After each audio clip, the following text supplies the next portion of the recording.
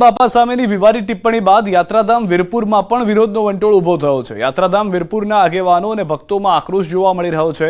જ્ઞાનપ્રકાશ સ્વામીના નિવેદનથી રોષે ભરાયેલા લોકોએ માફીની માંગ કરી છે। સાથે જ આવતીકાલે વીરપુરમાં એક બેઠક કરીને રણનીતિ નક્કી કરવાનું આયોજન કર્યું છે।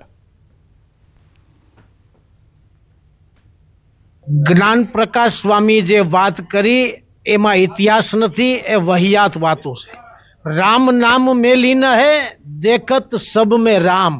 जलाराम बापा राम भगवान ની પૂજા કરતા હતા અને અમરેલી પાસે આવેલા ફતેપુર ગામના સંત શિરોમણી ભોજલરામ બાપાની પ્રેરણા અને ભગવાન રામના આશીર્વાદથી આ સદાવ્રત ચાલુ થયું છે। આ જ્ઞાનપ્રકાશ સ્વામીએ કીધેલી વાતો એ એના ધર્મના પ્રચાર માટે કદાચ કરી હશે। એ લોકોએ એવી વાત સ્વામીએ કરી છે કે ગુણાતીતાનંદ સ્વામી નામના કોઈ સ્વામિનારાયણ સંતે આ સદાવ્રત શરૂ કરેલું, જે માટે મંદિરના સંચાલકો ભરતભાઈ ચાંદ્રાણીએ પણ પોતાનું નિવેદન વ્યક્ત કર્યું છે।